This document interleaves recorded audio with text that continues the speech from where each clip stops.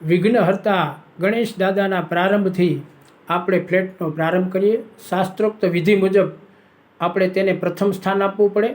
Double door છે, મજબૂત. હવે આગળ આપણે જોઈએ, ગેસ્ટ રૂમ તરફ જઈ રહ્યા છીએ. ગેસ્ટ રૂમ છે 10x12નો. તેમાં સારી કંપનીના ગાદલા, ઓછાળ, ઓશિકા, બાલ્કની, વોશ એરિયા, વેન્ટિલેશન છે, ફર્નિચર, પૂજા રૂમનું પણ અહીંયા સેટઅપ થઈ શકે અને બાળકોને અભ્યાસ માટે પણ થઈ શકે. આગળ જોઈએ, મોટો અને ભવ્ય હોલ છે. કારણ કે 1352નો કાર્પેટ એટલે 160 વાર જગ્યા છે. આગળ જોઈએ, 11x5ની બાલ્કની મોટી. ત્યાં રજવાડી હિંચકો છે બાલ્કનીમાં. નીચે આપ જોઈ શકો છો સોસાયટીનો ગાર્ડન છે. સવારે અહીંયા બેસી અને છાપા ચા પાણી કરી શકાય છે. અહીંયા પણ મચ્છર જાળી. ભવ્ય અને મોટું કિચન, ભવ્ય અને મોટો ટીવી કોર્નર છે. ટીવી કોર્નર આપ જોઈ શકો છો. કારણ કે 24 લાખનું ફર્નિચર, કલર, પીઓપી, લાઇટિંગ માત્ર 2 વર્ષ થયા. દિલથી બનાવેલું છે બધું. 15 વર્ષ કાંઈ ન થાય એવો ફ્લેટ છે. નવા સોફા 4 દિવસ પહેલાં બનાવ્યા. આ 72,000ના નવા સોફા બનાવ્યા. આપ જોઈ શકો છો. સી આકારનું આખું થઈ કરેલ છે.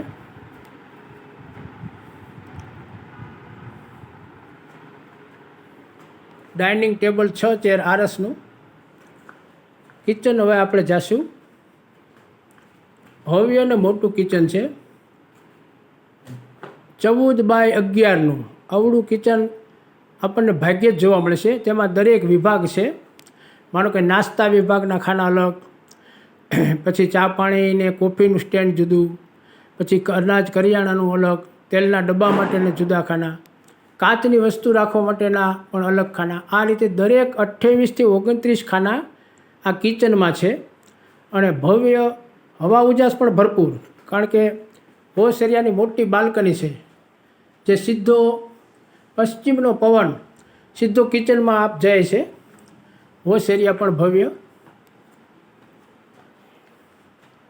અને કિચનમાં બેઠા હોય તો, કિચનમાં તમે રસોઈ કરતા હો તો હોલમાં કોણ બેઠું છે એ ખબર ન પડે. આ રીતે બધું વિચારીને બનાવેલ છે. આગળ જોઈએ, કિચનની જ બાજુમાં છે વોશ.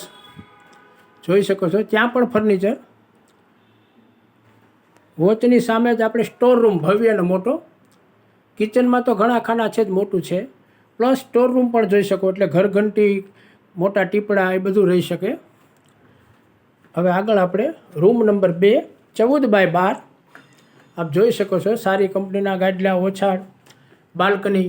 એમાં પણ આપણે મચ્છર જાળી ને કબૂતર જાળી, તમારા બાળકોની સેફટી માટે, પક્ષીઓ ન આવે, મચ્છર પણ ન આવે, એ 2 છે, કબૂતર જાળી ને મચ્છર જાળી. આનું વોશ એરિયા આપ જોઈ શકો છો. ભવ્ય અને મોટું હોય. તમામ બાથરૂમમાં ગરમ પાણીની વ્યવસ્થા, વેન્ટિલેશન માટેની પણ બધે બારી છે. ભવ્ય ફર્નિચર છે. ફર્નિચર આપ જોઈ શકો છો, તદ્દન નવું જ.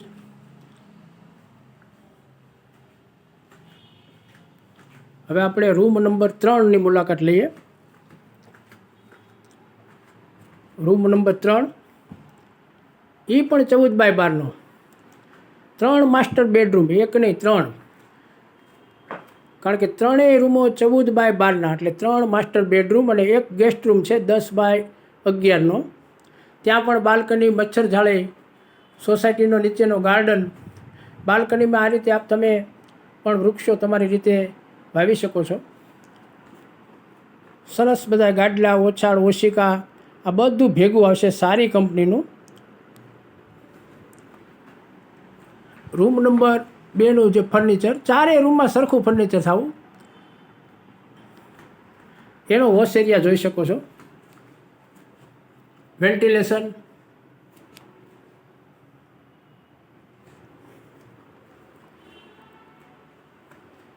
ચારેય બેડ મઢેલા આવશે આ રીતે.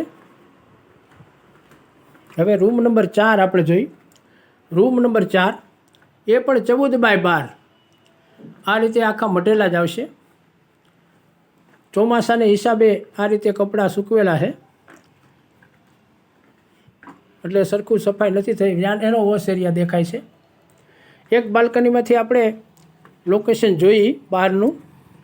આ મવડી 60 ફૂટ રોડનો 60 ફૂટ રોડ આવી ગયો. 60 ફૂટ રોડના કોર્નરનું છે આ બિલ્ડિંગ.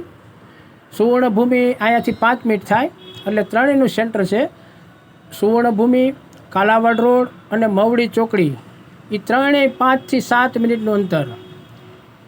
બરાબર. આ ગાર્ડનમાં નવરાત્રિ, ગણેશ ઉત્સવ, આ 15મી ઓગસ્ટ, 26મી જાન્યુઆરી બધા ભોજન સમારંભ સાથે થાય છે. કારણ કે તમામ લોકો સારા રહે છે ભાઈ. કોઈ જાતનો વાદ વિવાદ નહીં. સોસાયટીમાં એકતા, સંપ ને સહકાર. એટલે દર વર્ષે 5 થી 7 પ્રોગ્રામ ભોજન સમારંભના થાય. આનો વોશ એરિયા આપણે જોઈ શકો છો. ચારેય રૂમમાં આપણો વોશ એરિયા છે. બધા રૂમમાં વોશ એરિયા, ગરમ પાણીની વ્યવસ્થા, વેન્ટિલેશન પણ છે. એની અંદર પણ વોશમાં પણ અરીસો, ગેંડી બધું આવશે. કિચન, ભવ્ય કિચન. 160 વારની જગ્યા થાય. 1352 કાર્પેટ.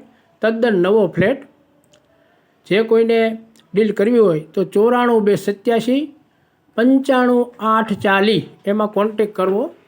અને દરેક રૂમના બેડ જો આ રીતે ભવ્ય મઢેલા આવશે. બેડની નીચે પણ ખાના બધું છે.